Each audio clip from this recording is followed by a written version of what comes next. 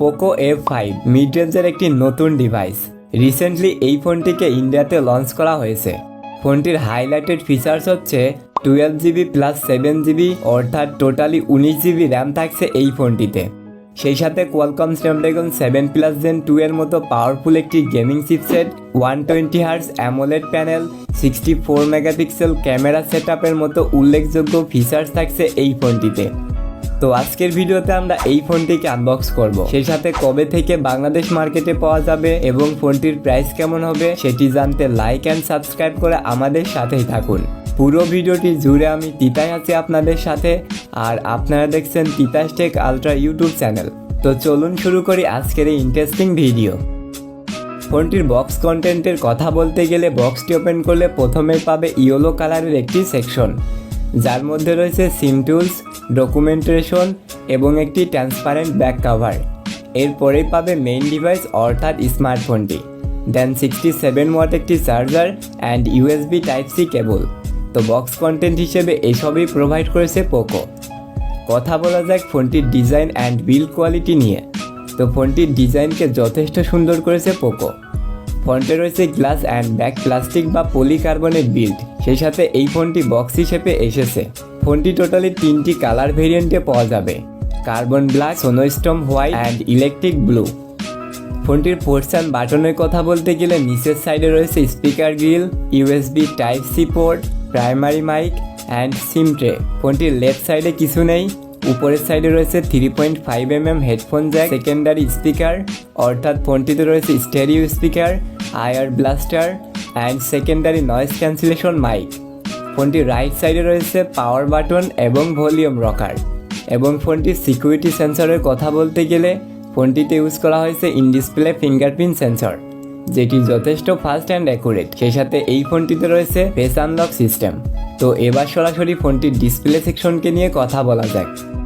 ফোনটির ডিসপ্লে সেকশনে থাকছে 6.67 ইঞ্চির একটি অ্যামোলেড প্যানেল, যার রেজুলেশন ফুল HD প্লাস অর্থাৎ 2400x1080 পিক্সেল। সেই সাথে এই ডিসপ্লেতে রয়েছে 120Hz এর হাই রিফ্রেশ রেট এবং ডিসপ্লেতে রয়েছে 240Hz এর টপ স্যাম্পলিং রেট। সেই সাথে ডিসপ্লেতে থাকছে ডলবি ভিশন অ্যান্ড HDR10+ এর সাপোর্ট এবং এই ডিসপ্লেটিকে প্রোটেকশন করছে কর্নিং গোরিলা গ্লাস 5। ডিসপ্লেটির সিন এবং বেজেলস অ্যাভারেজ। সেই সাথে ডিসপ্লেটির টপ সেন্টারে রয়েছে একটি সিঙ্গেল পাঞ্চল সেলফি ক্যামেরা। তো আমার মতে নাম্বার 1 একটি ডিসপ্লে প্যানেলকে ইউজ করেছে পোকো। কথা বলা যায় ফোনটির প্রসেসর সেকশনকে নিয়ে। তো আমি যেমনটা বললাম, ফোনটিতে প্রোভাইড করা হয়েছে কোয়ালকম স্ন্যাপড্রাগন 7 Gen 2, যেটি 4 ন্যানোমিটারের 2.91 GHz এর একটি অক্টা-কোর চিপসেট, যার GPU-তে রয়েছে Adreno 725। ফোনটিতে টোটালি 2টি র্যাম ভেরিয়েন্ট রয়েছে, 8 256GB এবং 12 256GB ভ্যারিয়েন্ট। সেই সাথে প্লাস 7GB পর্যন্ত ভার্চুয়াল র্যাম টাইপটি হচ্ছে LPDDR5 এবং স্টোরেজ টাইপটি হচ্ছে UFS 3.1। ফোনটিতে থাকছে out of the box Android 13 এবং ইউআইতে রয়েছে MIUI 14। ফোনটির গেমিং পারফরমেন্সের কথা বলতে গেলে এটি দ্বারা যে কোনো ধরনের গেমকেই হাই আলট্রা গ্রাফিক্সে রান করতে পারবে। পাবজি, কল অফ ডিউটি এবং অ্যাসফাল্ট 9 এর মতো গেমগুলোকে ভেরি হাই গ্রাফিক্সে রান করতে পারবে। তো আমার মতে ফোনটির প্রসেসর সেকশন একদমই ঠিকঠাক রয়েছে। কথা বলা যাক ফোনটির ক্যামেরা সেকশনকে নিয়ে। ফোনটির ক্যামেরা সেকশনে রয়েছে রিয়ারের ট্রিপল ক্যামেরা সেটআপ, যার মেইন ক্যামেরাটি হচ্ছে 64 মেগাপিক্সেল এবং এর সাথে রয়েছে OIS এর সাপোর্ট অর্থাৎ অপটিক্যাল ইমেজ স্ট্যাবিলাইজেশন। সেকেন্ড ক্যামেরাটি হচ্ছে 8 মেগাপিক্সেলের একটি আলট্রা ওয়াইড লেন্স এবং সর্বশেষ ক্যামেরাটি হচ্ছে 2 মেগাপিক্সেলের একটি ইউজলেস সেন্সর। ফোনটি রয়েছে 16 মেগাপিক্সেলের একটি সেলফি ক্যামেরা। এই ফোনটি দ্বারা সর্বোচ্চ ভিডিও রেকর্ড করতে পারবে 4K 30 FPS পার সেকেন্ডে। সেই সাথে মেইন ক্যামেরা 64 মেগাপিক্সেলের কথা বলতে গেলে এটি দ্বারা day light or low light দুই ধরনের লাইট কন্ডিশনে যথেষ্ট কোয়ালিটিফুল ছবিগুলোকে ক্যাপচার করতে পারবে। তো আমার মতে ক্যামেরা সেকশন একদমই ঠিকঠাক রয়েছে।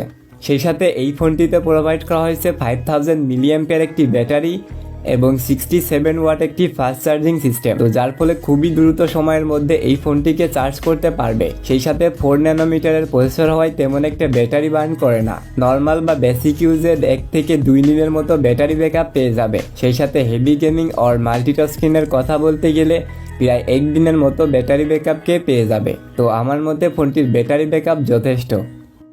তো ফোনটির প্রাইসের কথা বলতে গেলে ইন্ডিয়াতে এই ফোনটির বেস ভেরিয়েন্টের প্রাইস রাখা হয়েছে 29,999 রুপি, যেটিকে বাংলাদেশি টাকায় কনভার্ট করলে 38 বা 39,000 টাকার মতো হয়ে থাকে। আর ফোনটির লঞ্চিং ডেটের কথা যদি বলি, তাহলে ফোনটিকে যেহেতু ইন্ডিয়াতে লঞ্চ করা হয়েছে, সেহেতু হয়তো এই ফোনটিকে বাংলাদেশ মার্কেটেও লঞ্চ করা হতে পারে। তবে আপনি চাইলে কিছুদিনের মধ্যে এই ফোনটিকে বাংলাদেশ মার্কেট থেকে আনঅফিসিয়ালভাবে কিনতে পারবেন। তো এটি ছিল আজকের ভিডিওটি ভালো লাগলে অবশ্যই একটি লাইক করবেন। চ্যানেলে আপনি নতুন হলে চ্যানেলটিকে সাবস্ক্রাইব করতে পারেন। আর এই ভিডিওটি যদি আপনি আমাদের ফেসবুক পেজ থেকে দেখেন, তাহলে পেজটিকে ফলো করতে পারেন। সম্পূর্ণ ভিডিওটি দেখার জন্য অসংখ্য ধন্যবাদ। Thanks for watching.